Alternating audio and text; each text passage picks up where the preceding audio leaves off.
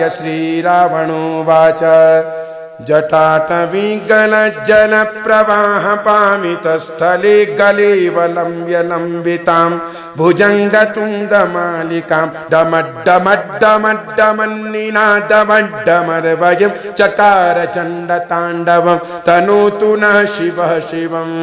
जटाकटाः सम्भ्रमं भ्रमन्निलिम्पनिर्झरि विलोलवीचि वल्लरी विराजमानमूर्धनि धगद्धगद्धगज्ज्वलल्ललाटपट्टपावके किशोरचन्द्रशेखरे रतिः प्रतिक्षणं मम धराधरेन्द्रनन्दिनि विलासबन्धुबन्धुर स्फुरद्दिगन्तसन्तति प्रमोदमानमानसे कृपाकटाक्षधोरणि निरुद्ध दुर्धरापदि क्वचिद्दिगम्बरे मनु विनोदमेतु वस्तुनि जटाभुजङ्गपिङ्ग